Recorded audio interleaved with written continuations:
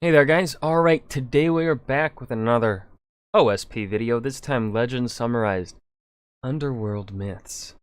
Not gonna say too much more before the beginning of the video, let's go ahead and dive right in. Alright everybody, listen up because today we're talking about the Underworld. So the first question is, what is the Underworld? I promise this gets smarter from here on out. Traditionally, it's a place where all the dead dudes hang out, and this concept is very old, which makes sense because it's answering a very old question. What happens when we die? Now, most cultures have their own flavor of the afterlife. Eternal rewards of various kinds, an extension of living existence based on maintenance by still living relatives, etc. But despite this wild variation in tone, there's only one real reason the Underworld ever appears as a major location in popular culture and mythology, and that's when someone goes down there to get someone back. Now, this is a story that plays out in tons of cultures all over the world with varying degrees of success for all parties involved. In general, it follows the formula of person A likes person B dies or otherwise ends up in the Underworld, and person A scoots down there in order to rescue them. So today we're going to be looking at some of these stories and comparing how well it worked out for everybody.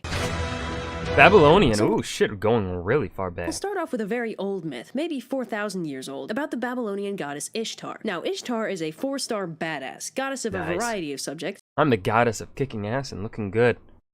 Damn right. But most notably, love, fertility, and war. So, long story short, she had this husband, Tammuz, and he ended up dead. She tried to have a rebound. Hey there, hot stuff. Guess who's single and ready to...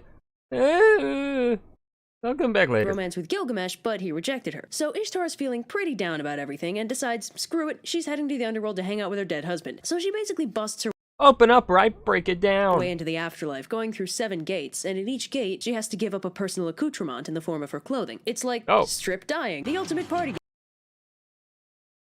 That's a new party game. Played with your friends. But when she I'll have to be pretty drunk for that. Alright, where's my dude? gets there, she learns that she can't see her husband that's not how we do things. It's how I do things. because the Underworld is, you know, for dead people. You are not in charge here.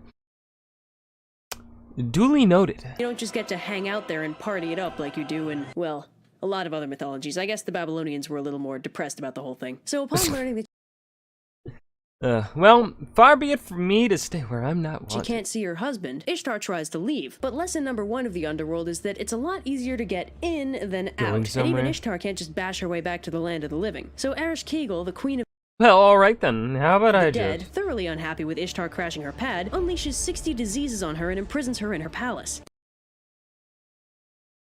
What the fuck? But wait, you might say. I thought she was gonna rescue her boyfriend. What about the formula? Well, joke's on you. This story doesn't quite follow the formula I established. A twist! I'm such a reliable narrator. Only one of them does. Now that Ishtar's gotten herself locked up in the Underworld, she's the one who needs to be rescued. Girl power? So Ea, a big why is it so quiet around here today? smart ocean god, sometimes known as Enki, catches wind of the fact that Ishtar's gotten herself stuck in the Underworld, and as a result, because she's a goddess of fertility, nothing, fertile is happening on Earth. This is obviously bad. So he constructs this gender-ambiguous individual, Asu Shunamir, to go down there and rescue What's the plan?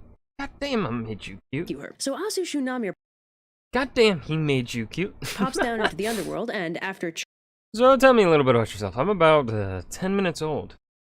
Single.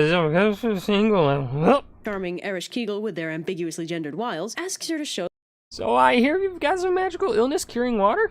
That's not all I have. Ooh. them some of the water of life, which she does.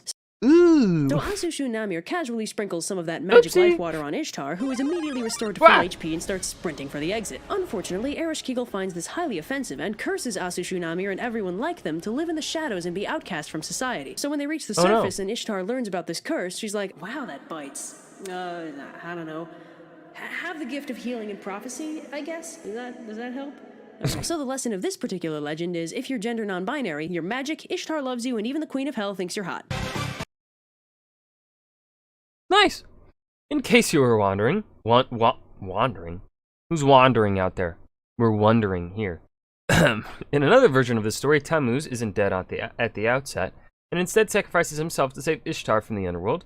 Then Ishtar in turn goes and rescues him by having his sister Geshtanana take his place in the Underworld 6 months out of the year. This is used to sort of explain the seasons and also provide convenient parallels to both Persephone and Jesus. But again, mythology is notoriously inconsistent, and there is no right version of the story. Also, given the crazy amounts of mythological cross-contamination with people retelling this in ways that better conform to their personal religious system, there is no way of knowing what the original story was, or even if there was one. Proof Side note, is anyone else finding it a little sketchy that this 4,000-year-old legend has more queer representation than most modern television? She's got a fucking point. People back then didn't seem to really care much. Until Christianity happened and fucked everything up. Or well, should I say more of the monotheistic religions came in and fucked everything up. So next up is a pretty well-known Egyptian myth. If you've ever studied Egyptian mythology, you already know this one. Now, Egyptian mythology is very convoluted, but this story is pretty simple by mythological standards. Also, bear in mind that this is only one version of this myth, and the timeline of events in the story is highly variable from version to version. So, sorry if you know a different one and think I'm wrong. Feel free to complain about it in the comments. So Osiris, right? He's the main god of the Egyptian pantheon, oldest son of the sky goddess Nut, and he's married to his one of my girls. Sister Isis. That one's Don't my worry, girl. that's fine. All the cool pharaohs do it. Similarly, keep Osiris it in the family, yeah. Not 100% sure how that situation brother happened. Set is married to their sister Nephthys. So Osiris rules Egypt as the first pharaoh and is basically the best dude ever. But Set catches a big... Those should be my idiot peasants. Check it out, the river flooding is actually a good thing. Wow. Big old case of the Claudiuses and decides to murder him and take his place as pharaoh.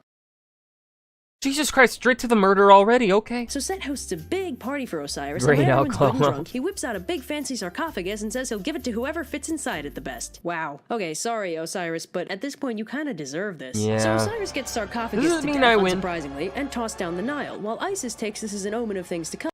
Okay, no. Hey, look, I invented something too. I think I'll call it murder. And runs away with her infant son Horus so that neither of them get a similar treatment. So Isis starts trying... How is it so hard to find an enormous sarcophagus with my husband's face on it? Trying to track down Osiris's corpse to give him a proper burial, but this proves unnecessarily complex because somewhere along the line, Set decided to tear Osiris's body into 14 pieces to make things even more difficult for everybody. So Isis and Nephthys, who's decided... Found more bandages. What do you think, left kidney or right? I'm gonna go with middle. Her husband's kind of an asshole, managed to reconstitute us. Should we wrap up his face at all when we find it? Nah, just the body should be fine. Squidge. Osiris little by little, inventing the mummification process. Do you think they'll put your dad back together? Better question is, will they be able to put your dad back together after I'm done with this? As they do. But, unfortunately, Osiris ends up missing a, What do you mean? He looks like he did when he was alive. I saw more of him than you did when he was alive. We are missing a non-negotiable thing.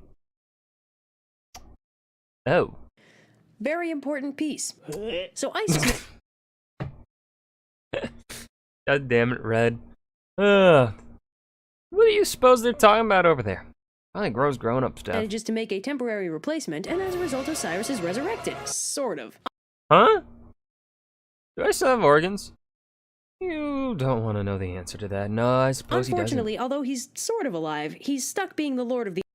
Whatever. This is cool and all, but I think I may be dying again. Underworld, since he's still technically kind of dead. But it's still a pretty sweet gig, and the Egyptian underworld is basically like being alive anyway. And then later, Horus grows up to be a big old badass, and he and Set have an awesome fight and it kicks ass. Important organs are lost on all sides. Japanese, ooh, Izanagi screws up big time. So in Japanese mythology, Japan had two creator gods, Izanagi and Izanami. They married and created an island to live on, then started cranking out more gods. Nice. Oh god. Things I thought were cool. Oh fuck, my Japanese pronunciation is rusty. Onogoro Island is a mythological location that doesn't correspond to any of Japan's subsidiary islands. If you wanted to write some kind of fantasy story based on Japanese mythology, that'd be a good location to include. All of Japan's non-fictional islands were supposedly the first children of Izanagi and Izanami. Well, not the first, because their first child, was deformed as a result of them doing their wedding ceremony wrong. Oh no.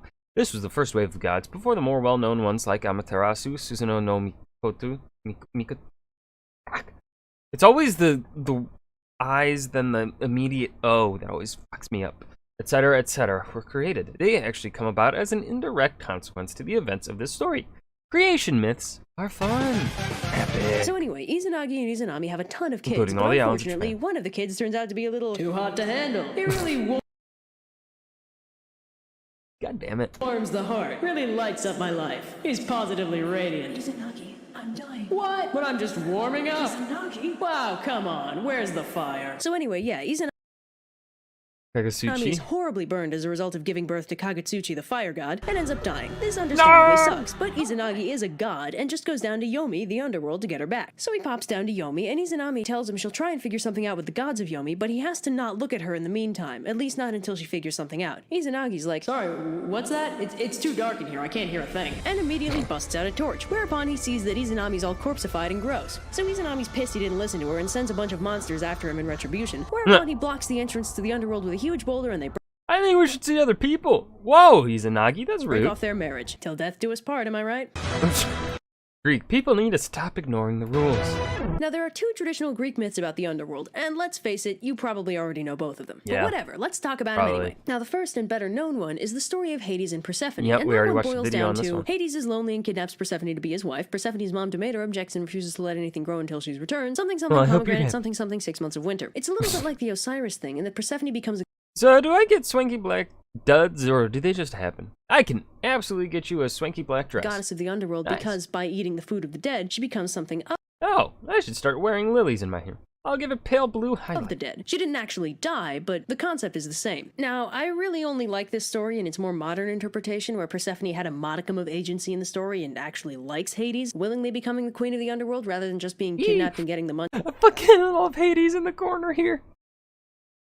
God damn it. But forget all that, because now that that's done, let's talk about Orpheus and Eurydice. So Orpheus is one of Apollo's That's kids, my and boy. he's a damn good musician, as you would expect if someone related to the god of music. In fact, he's the best musician in the world, and to top off this Epic. perfection, he's in love with this really cute girl named Eurydice, and they're Aw. about to get married. Shucks. But unfortunately, shenanigans happen, and Eurydice ends up getting bitten by a snake and dying. So Orpheus is totally heartbroken and starts playing his little heart out, which has the result of bumming everyone else out too. So eventually Apollo's like, "I can't take it anymore. These proxy fields are terrible. Son, I order you to go visit your dead girlfriend. Get some damn closure before you make all the rest of us suicidal." So Orpheus meanders sorrowfully down to the underworld and Jesus. serenades Hades and Persephone with his lyre. And of course, his music is so beautiful that they're immediately moved to help him. Hades agrees to return Eurydice to life, but while Orpheus is leading her out of the underworld, he absolutely cannot look at her until they get to the surface. Otherwise, she'll have to go back, this time for good. It's kind of like the Izanami thing, actually. So Orpheus starts leading Eurydice out of the underworld, but he can't hear her footsteps and starts thinking that maybe Hades tricked him. So, like an idiot, he turns around and sees that, yep, guess what? His beloved Eurydice was behind him all along. You couldn't have and waited yep, 5 minutes? He has officially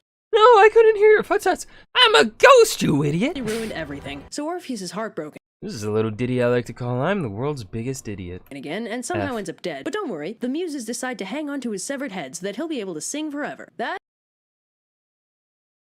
What the fuck? That's more f***ed up than I remember.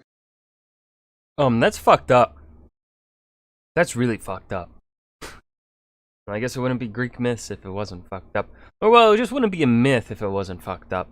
Anyways, that was OSP's Legend Summarized Underworld Myths. I hope you guys enjoyed. I certainly did. Remember to hit that like button and subscribe for more, and I will see you guys in the next video. Peace.